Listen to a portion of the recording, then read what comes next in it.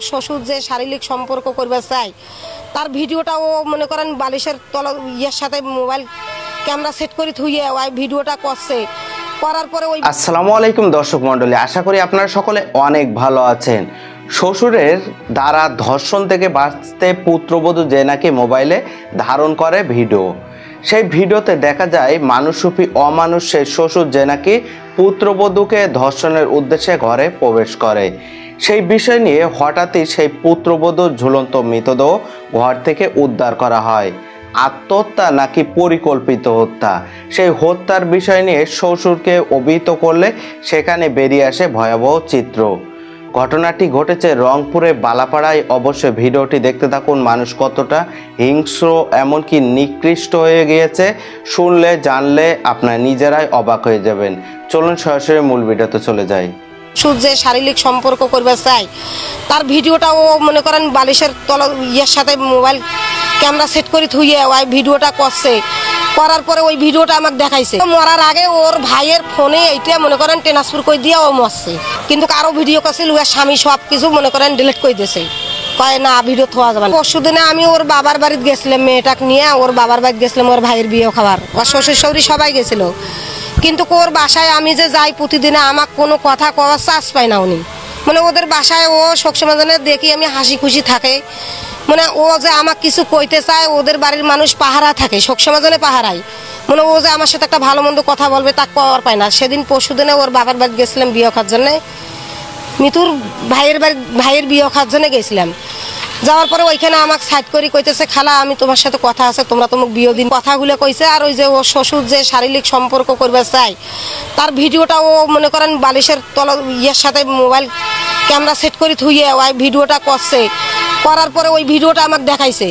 যখন আমি ভিডিওটা দেখছি তখন আমি কইছি যে এখনই তোর বাপক কম, তোর খালুকে কম, তোর মাকে কম, আর যাওয়ার দরকার নেই, তুই যেহেতু বাপের বাড়িতে আসছিস তুই বাপের বাড়ি থাক, আর তোকে যাওয়ার দরকার নেই। তখন ও আমার হাতখান টানি নিয়ে যাও ওর মাথার দেশে, দেখো আমার সোনার মতন একটা সন্তান আছে খালা, আমরা যেহেতু আমরা ভুল করি আমার পাও ধরি মাপ চাইছে, তা আমি দেখি যদি কোনো কিছু না ইয়ে করে তাহলে আমি এবার পাও তুলি চলে যাবো বাপের বাড়িতে, আমি মরবো না, আমার ছাওয়া আছে একটা।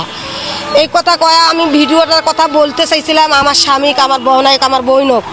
তখন উনি আমাকে মাথা থার দিক ক্রিয়া কাটাইছে, কইছে আমি সময় হইলে কয়া দেবো। তার সময় এই যে এখন আজকে ও আমাকে দেখাইলো, আমাকে কইতে দেয় নাই। তারপরে মরার আগে ওর ভাইয়ের ফোনে এইটা মনে করেন ট্রান্সফার করে দিয়ে ও মরছে। আমি মেডিকেল থেকে দৌড়ি যাই, আমি কইছে মৃত্যুর ফোন কোথায়, মৃত্যুর ফোনত প্রমাণ আছে, আমি ফোনটা দেন। তখন ওর শ্বশুরি ওর ননদেরা ফোনটা নিয়ে গায়েব করলো, মানে আমাকে দিল না। আমি চিন্তা করতেছি আমার কোনো প্রমাণ নাই, আমি এই কথাটা আর প্রকাশ করতে পারবো না যে আমি কি দিয়ে, আমার তো হাতে প্রমাণ নাই। মেয়ে যে কইছে এগুলো তার প্রমাণটা তো ওরা নিয়েছে, মোবাইল তো ওদের কাছে।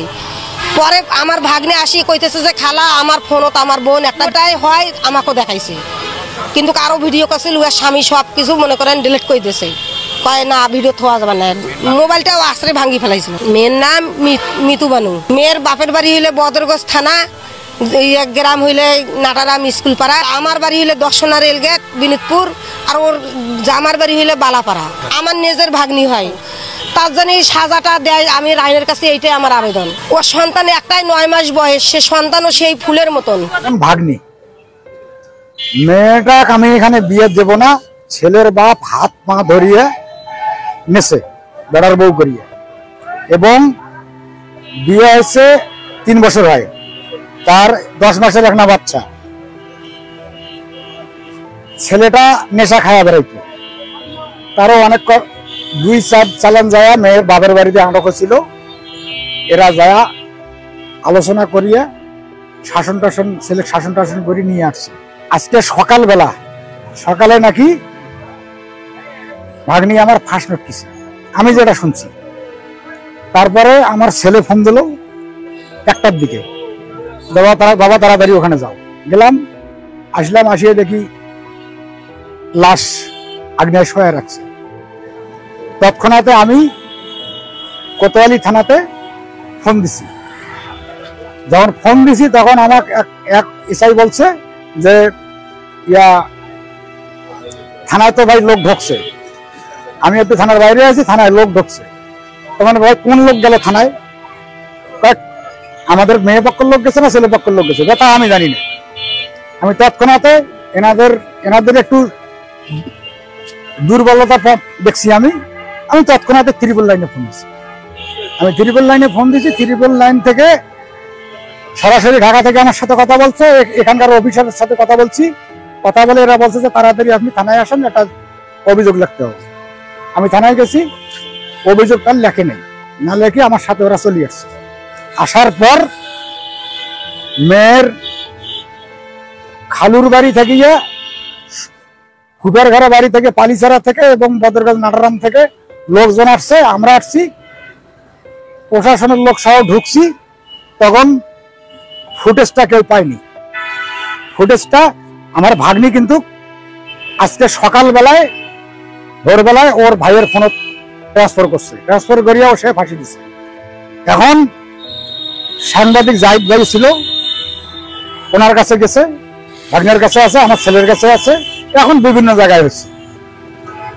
প্রশাসন অফিসাররা ভাইয়েরা শুদ্ধ ভেতরে ঢুকছি, ঢুকার পরে ভিডিও দেখার পরে স্যাররা ওর ছেলে নিয়ে বেরোতে যাচ্ছিল, ওর এই ছেলের আত্মীয় স্বজনেরা প্রশাসনের হাত থেকে কাড়িয়ে নিচ্ছে, নিয়ে আসতে দেয় নাই। অথচ উল্টে রাগ ওদেরও প্রশাসনের উপর। তারপরে আমি ফির কি করি, সেনাবাহিনীকে কল করছি। সেনাবাহিনীর লোক আসছে, ওরা বলছে এদের প্রতি রাস্তা রাখো, এরা দেখো কি করতে পারে, না করলে আমরা আসি।